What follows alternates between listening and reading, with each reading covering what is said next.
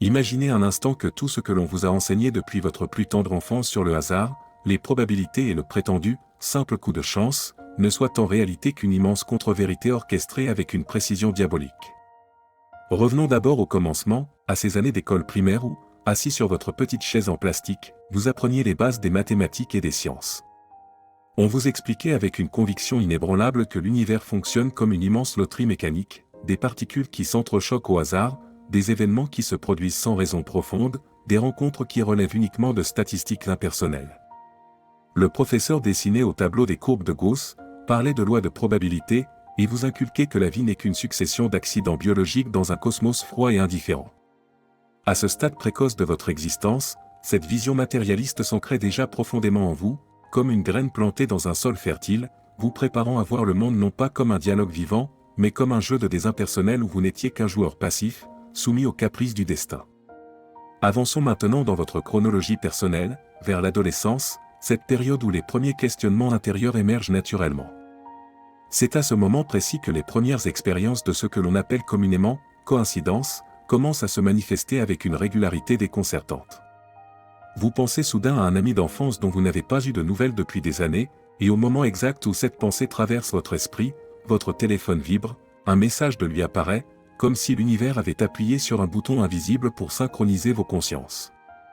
Ou bien, un matin ordinaire, une impulsion inexplicable vous pousse à emprunter un chemin détourné pour aller au lycée, évitant ainsi l'embouteillage ou l'accident qui se produit précisément sur votre itinéraire habituel.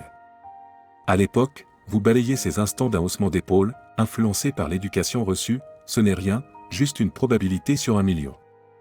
Pourtant, ces événements s'accumulent, formant déjà un fil conducteur discret dans votre vie, un fil que vous n'osez pas encore tirer de peur de paraître irrationnel aux yeux des autres.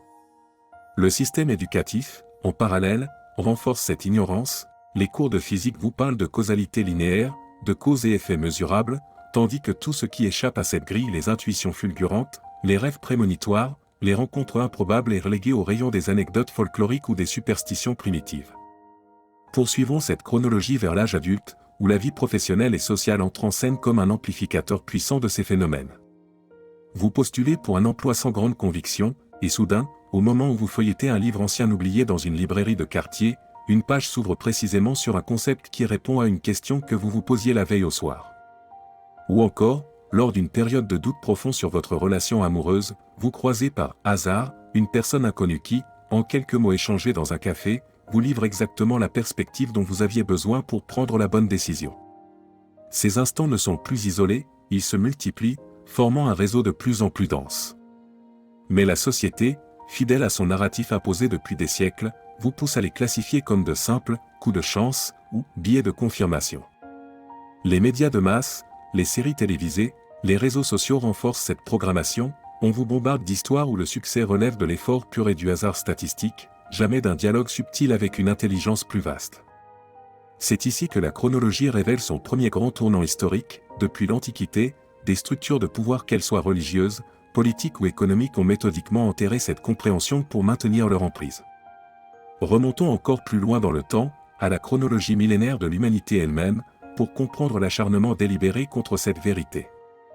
Dès les civilisations anciennes, en Égypte pharaonique, en Grèce antique ou chez les peuples autochtones d'Amérique et d'Asie, les sages et les initiés parlaient ouvertement d'un tissu interconnecté, de la réalité, où les dieux, les esprits ou une conscience cosmique communiquaient par signes, rêves et coïncidences significatives.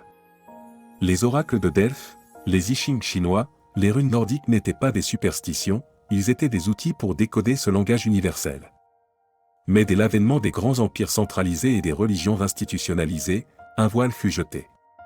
Au Moyen Âge, l'Église catholique condamna ces phénomènes comme sorcellerie, brûlant sur les bûchers ceux qui osaient parler d'une intelligence divine dialoguant directement avec l'individu sans intermédiaire clérical.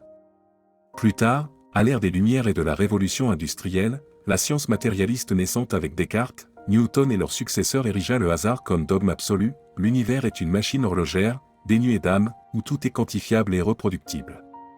Pourquoi cet acharnement ? Parce que reconnaître la synchronicité rend l'être humain ingouvernable.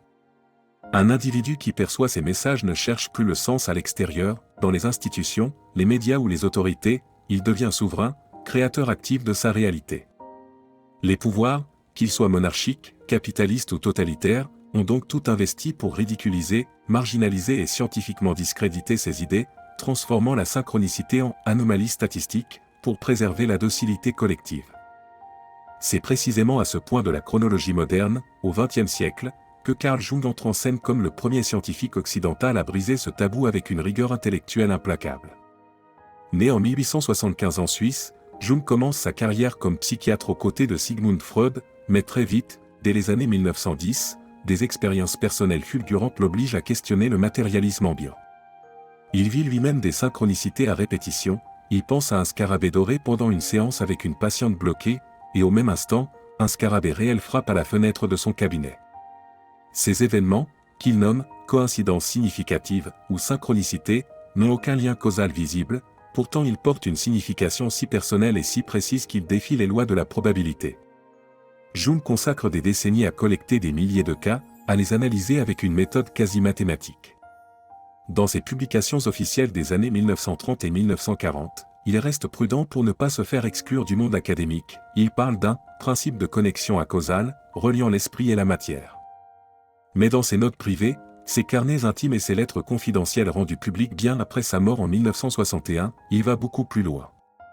Il avoue avoir touché à une réalité où la frontière entre psyché et monde extérieur s'efface complètement, l'univers n'est pas fait de particules isolées dans le vide, mais d'un champ unifié où la conscience individuelle dialogue en permanence avec une intelligence collective, un inconscient collectif, qui orchestre les événements avec une précision presque algorithmique. Avançons dans cette chronologie jungienne vers les années 1950, où Jung, en collaboration avec le physicien Wolfgang Pauli, approfondit encore cette idée dans des échanges privés. Il soupçonne que la synchronicité n'est pas un phénomène rare ou psychologique marginal, mais le système d'exploitation même de la réalité. Elle fonctionne comme un code source invisible. Chaque pensée, chaque émotion émet une signature énergétique qui attire des événements extérieurs en miroir parfait. Le chaos apparent de la vie moderne, guerre, crise économique, distraction numérique n'est qu'un écran de fumée savamment entretenu depuis la seconde moitié du XXe siècle par les médias de masse et la science officielle pour masquer ce dialogue constant.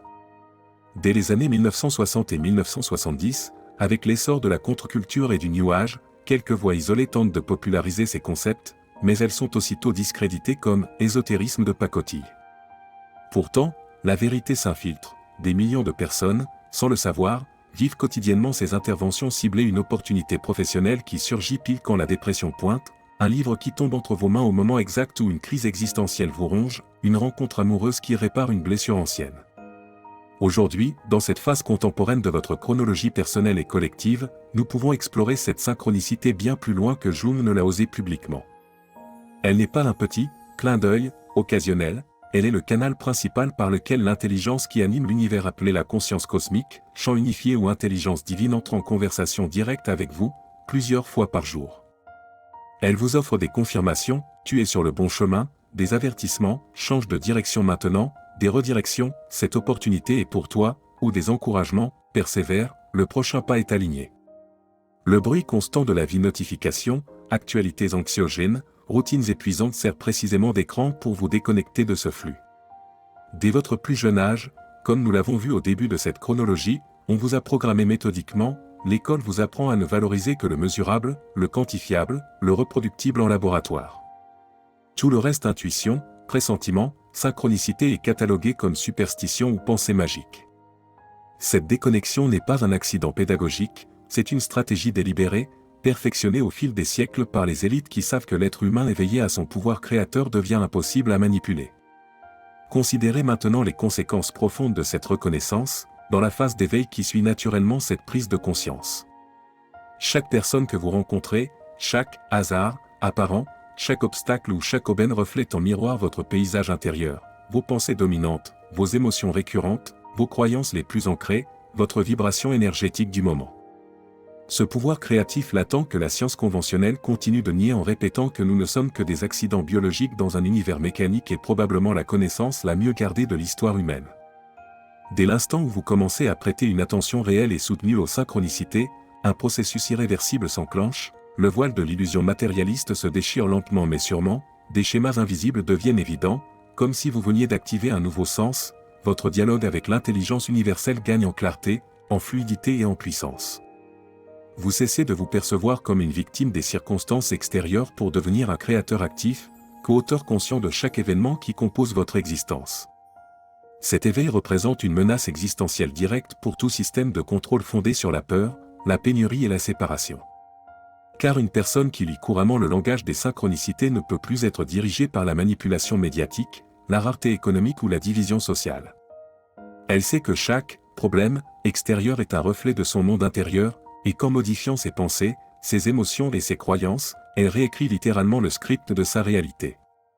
Apprendre à décoder ces messages n'est donc pas une simple curiosité intellectuelle ou un hobby spirituel, c'est un acte de rébellion souveraine, le premier pas concret vers la réappropriation totale de votre pouvoir inné, celui que les structures de pouvoir ont tenté d'enterrer pendant des millénaires. Et vous, maintenant, à ce stade précis de votre propre chronologie? Quel moment de synchronicité avez-vous vécu récemment qui défie toute explication rationnelle, ces instants où le téléphone sonne exactement quand vous pensiez à quelqu'un, ou un livre ou une rencontre surgit comme une réponse divine à une prière silencieuse? Quels signes reviennent régulièrement dans votre vie? Numéros répétitifs, animaux symboliques, paroles entendues au hasard qui résonnent comme un message personnalisé? Partagez-les dans votre esprit, ou même à voix haute si vous le sentez, cela pourrait être précisément le déclic dont quelqu'un d'autre, dans son propre voyage chronologique, a besoin pour ouvrir les yeux et commencer à voir le réseau invisible qui relie tout. La suite de ce voyage ne fait que commencer, et chaque jour, chaque heure, chaque seconde offre une nouvelle occasion d'entrer plus profondément dans ce dialogue vivant avec l'intelligence qui orchestre l'univers entier, vous y compris.